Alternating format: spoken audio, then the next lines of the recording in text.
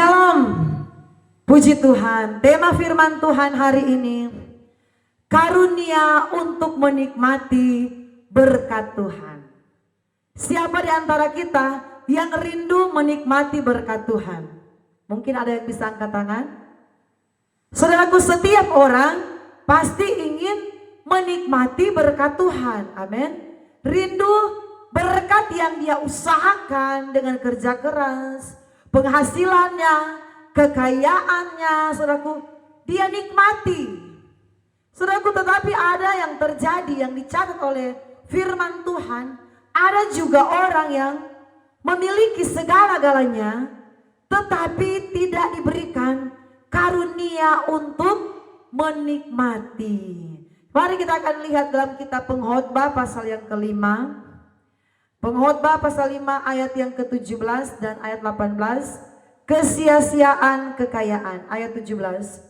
Lihatlah, yang kuanggap baik dan tepat ialah kalau orang makan minum dan bersenang-senang dalam segala usaha yang dilakukan dengan jerih payah di bawah matahari selama hidup yang pendek yang dikaruniakan Allah kepadanya.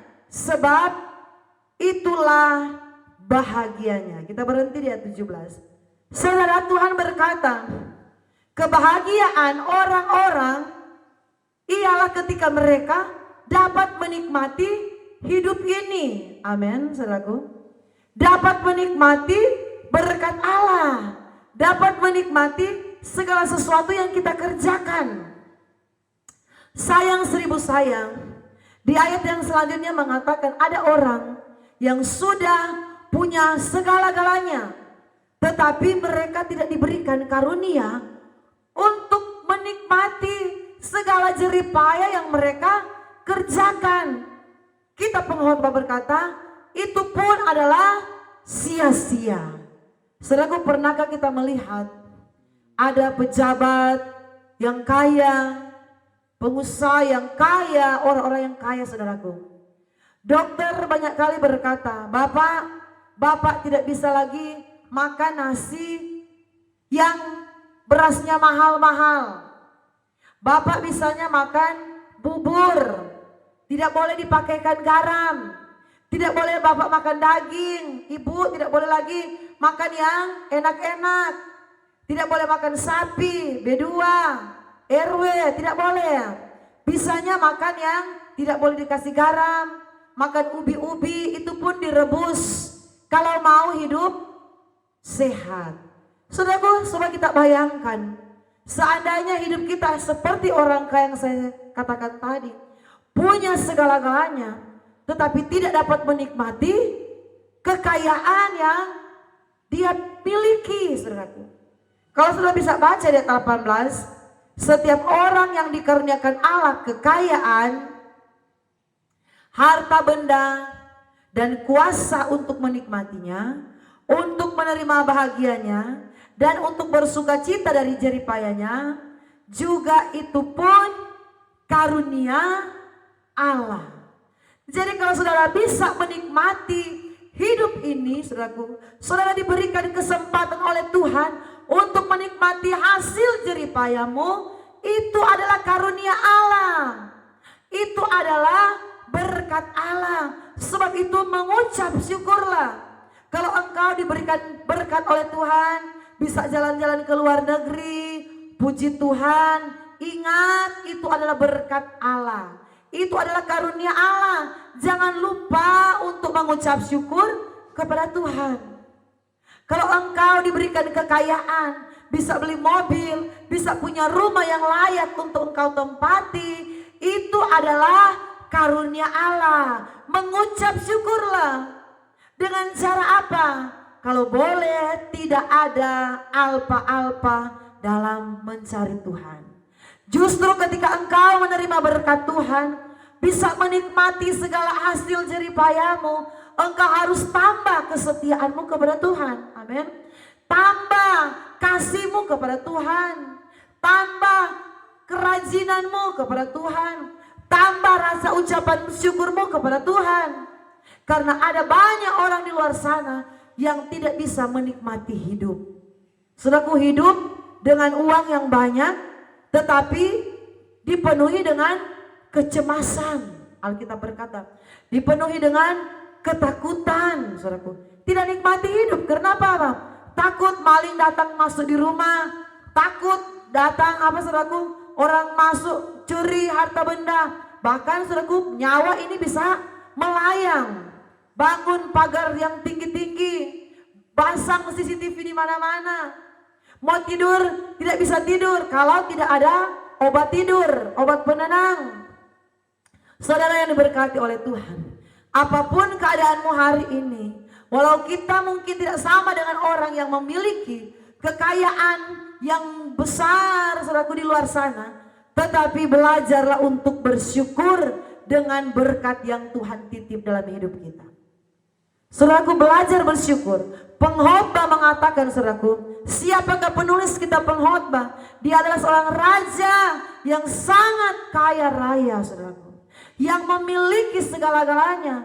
Dia sudah alami, oh ternyata kalau orang bisa makan, bisa minum, saudaraku, bisa makan apa yang ada di meja, tidak ada pantangan-pantangan yang dokter bilang, bersyukur, saudaraku.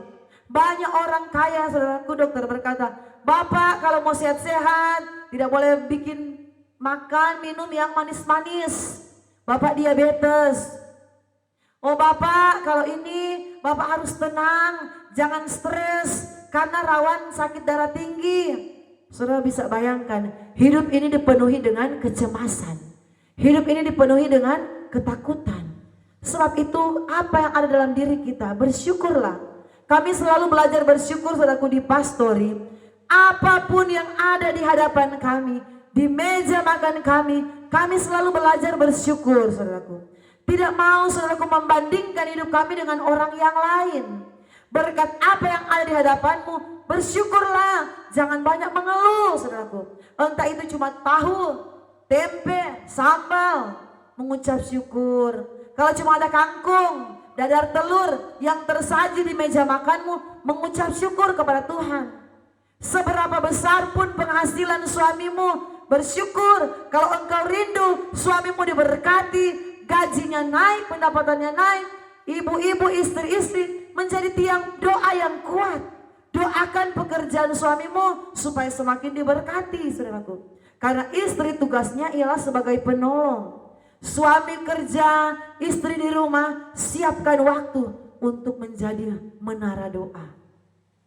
Saudaraku yang diberkati oleh Tuhan, coba kita baca firman Tuhan di bagian ayat yang bagian atas, yaitu Pengkhotbah pasal 5 ayatnya yang ke-11. Saya baca. Enak tidurnya orang yang bekerja, baik ia makan sedikit maupun banyak. Tetapi kekenyangan orang kaya sekali-kali tidak membiarkan dia tidur. Ada kemalangan yang menyedihkan yang kulihat di bawah matahari. Kekayaan yang disimpan oleh pemiliknya menjadi kecelakaannya sendiri. Saudaraku, kebahagiaan itu tidak ditentukan dari seberapa besarnya kekayaanmu. Kebahagiaan yang sejati, damai sejahtera, sukacita yang abadi, itu ketika engkau dekat dengan Tuhan. Hanya dekat Allahku, rasa tenang hatiku. Justru orang yang sudah punya banyak kekayaan, kecemasan banyak, tidak ada ketenangan, kekhawatiran. Apalagi dia orang yang kaya dan tidak tahu melihat pekerjaan Tuhan, itu fatal. Sudah diberkati dan tidak tahu melihat pelayanan, saudaraku, betapa kekayaan itu bukan mendatangkan kebahagiaan, tetapi mendatangkan kecelakaan. Firman yang mengatakan, saudaraku, di ayat 12, kekayaan yang disimpan oleh pemiliknya menjadi kecelakaannya sendiri. Saudaraku, banyak kejadian, saudaraku, di Jawa sana.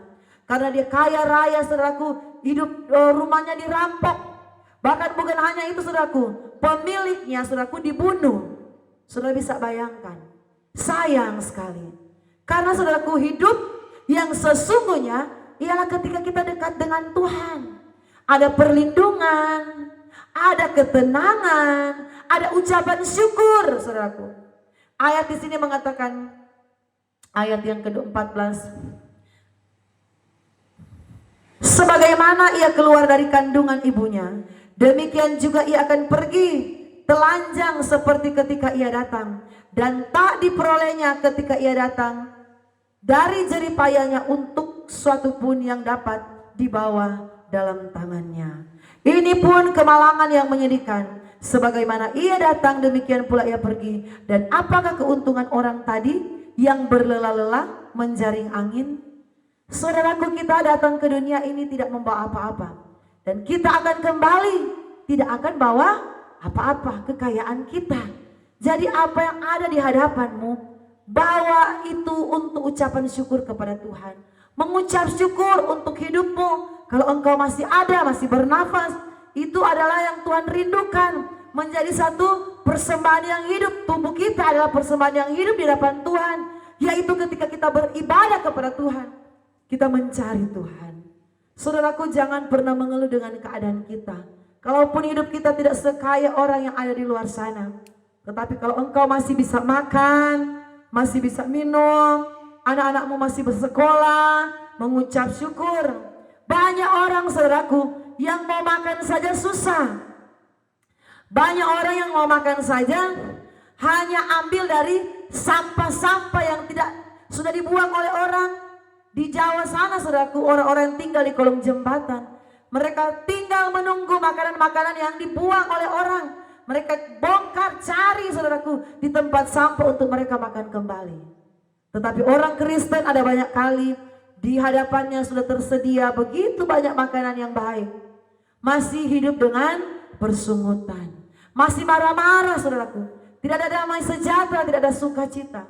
Rubah cara hidup seperti itu. Mulai hari ini, saudaraku, bersyukur. Kalaupun di Natal ini engkau tidak sempat beli baju baru, bersyukur. Kalaupun di Natal ini tidak sempat masak makanan yang banyak karena keadaan, bersyukurlah dengan keadaan yang kita terima. Sebab nafas itu lebih penting dari segala-galanya. Amin. Banyak orang tidak diberikan kesempatan untuk masuk di tahun yang baru, saudaraku. Baru bulan November, baru masuk bulan Desember, sudah dipanggil oleh Tuhan.